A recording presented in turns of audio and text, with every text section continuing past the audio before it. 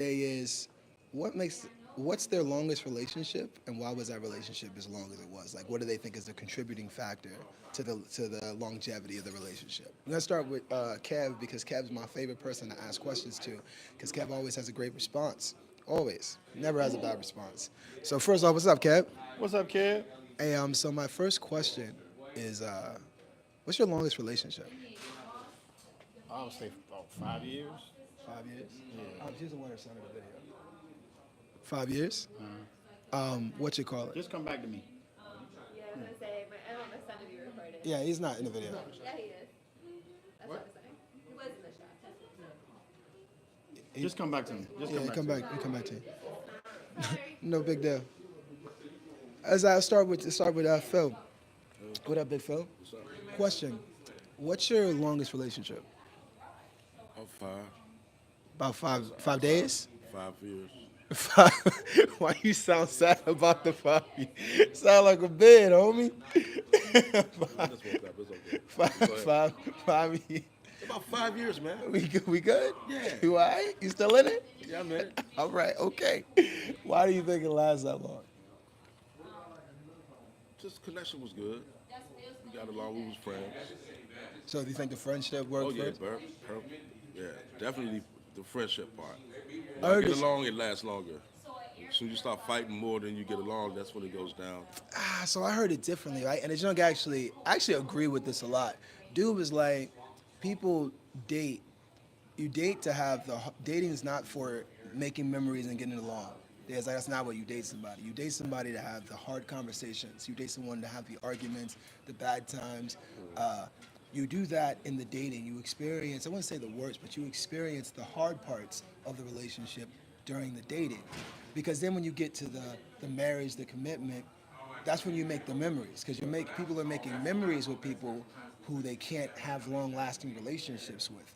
So you get into when you're dating someone, you should be dating them to have the hard conversations, to have the bad times. To iron out the ups and downs and the trials and tribulations that go along with communicating and getting along with each other and no matter what, like the thick and the thin, just be there, and that way y'all relationship will become stronger, and then therefore you can go longer and y'all can the next the years has passed and y'all still there. You get worn down. I mean, something else I heard too was that you can be with someone that over time you guys become so like you wear each other down to the point of incompatibility. Like you're trying to problem solve with someone who's not good at problem solving, or you're having a hard time with someone who isn't supportive the way you need support in a hard time, and it wears you down in a way where now you're incompatible with this person. Whereas if you date somebody and you're experiencing their problem solving, their anger management, their self-control, their emotional maturity, now you have someone that you know where they at when they go somewhere. You know how to handle them when they're upset, when they're sad. They know how to handle you. So like when you commit for the long relationship, you have the healthier stance. Like, you know what I mean? So I was just curious, like, what exactly for you? You said the friendship, so you actually having that rapport built up is why the relationship lasted as long as you did. Yeah, the relationship, it builds like you just said. You really nipped it in the bud right there because everything comes together. Like you getting to know that person getting to know you, no matter the ups and downs and everything, and y'all still together. That's a bond right there. Do you think you date differently now? Well, date differently. Do you think that the way you dated before is different from your relationship now? Like, what's the biggest contrast from when you were younger and experiencing longer Like relationships and now? being selfish, not giving a fuck. Being Excuse me. fudge, Being selfish. being selfish. And that's on both parts because like you don't do what they say they out because somebody else will do Wait, so it. you being selfish or the girl being selfish? Both. It don't because like you want So what you want. a selfish dude that dates selfish No, women. no, no. I'm talking about me. I'm talking about relationship.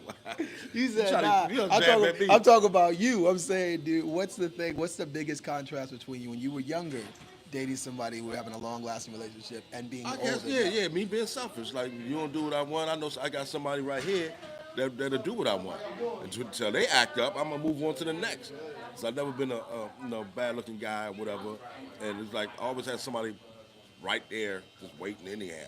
So like you cut up, I'm on to the next, and I just kept going like that. Just kept going. Hey, I knew this bike jacket was saying something. It was saying I've been a smooth dude my whole life. You know what I'm saying? That's what it's telling. It's telling us how Shit, smooth he is. you act up, man. Snap. Yeah, Fudge. you act up, I give up. That's it. And so you That's how it used to be. Okay, cool. Let's making sure we Now, establish that like because now, you tired of getting to know people and starting over. It gets tired. So you just go ahead and deal with the ups and downs of that person and get that person to know you, your ups and downs, and then y'all have a longevity relationship. I love it, man. I love it. I think that's a. All right. How do you think the way you have a daughter, right? I'm not tripping. You have a daughter, right? Yeah. So would you want your daughter to date somebody like you? Yeah.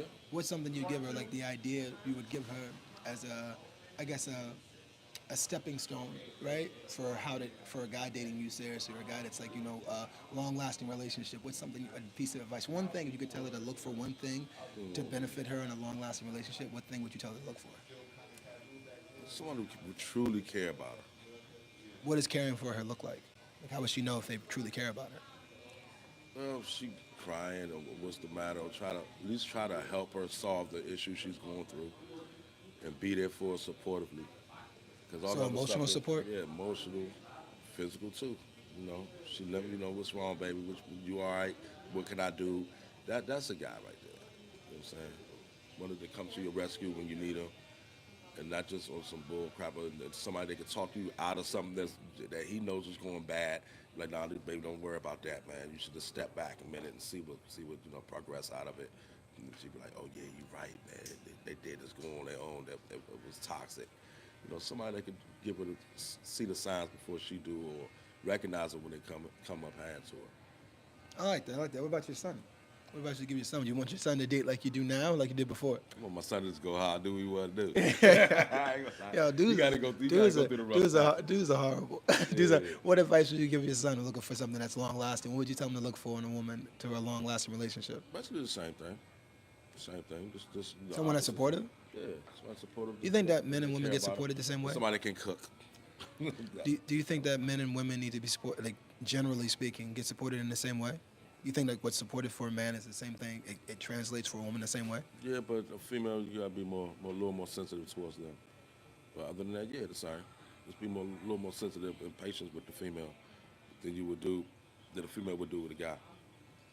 What makes what? So if both you said for both your male and female kids, for your daughters and your sons, that you would want them to find someone who is supportive. Do you feel like in your relationships you've always gotten support? Like you've got like is that something yeah. is that something from? Oh yeah. Why is that so important to you? I'm more curious. Like why is that like a? Because that Why is person it, really care about you. And they can show you better than they can tell you. So for you, support translates into caring to love. Like that's. Oh yeah. Oh yeah. I can dig it. I can dig it. Because some people don't care. They just want what they want. Let's go back to selfishness again. You know what I'm saying? It just goes back. Like, oh, you just want what you want, and then you think I care about you because I gave you this or I did this for you. When I asked you, you ain't got time for it. You're not for me. You know what I'm saying? I like that. Hey Phil, for a sleepy dude, yeah, you gave me some good stuff today. I appreciate you, brother. Thank you. Hey man, I don't be expecting Phil to have all the answers, but when he got the answers, he got the answers. Let me see if I can get these guys, you know what I'm saying? We done got kicked off one barber's chair. So now, that's the second one. We could head to the back, but I think they're getting ready to do hair back there too. So honestly, I don't get why they have me come here to do a podcast if there ain't nobody to talk to. Hey Blue, go live in the barbershop, but don't speak to nobody. Also, don't talk to us while we cutting hair, but talk to us while we cutting hair. This joke is rough. I would say for me, longest relationship was probably the high school one. To be honest with you, I think as an adult, my kid's mom got 20, but we not together, so I don't know. That's rough, man, because I do a lot of situationship more than I do relationships. So it's a byproduct, right? I was asking Phil, why does he feel so attached to support? Why is support a big move for him? And for me, I think the detachment in a relationship with women comes from my mom, right? Because I didn't have my mom growing up, so I'm just not really overly attached to the women that I date. But I would say for me, presence, right? Attention, presence, Support's a big part to it, but I mean, like, I think my friends are supportive, so it's not supportive. But I'm thinking purely romantic, right? Not just good friendship and good people. 'Cause I think that's just a good person trait. No disrespect to Phil, but it's a good person trait. I think I need a person to be present for me. Like, I mean that in the sense of like communication,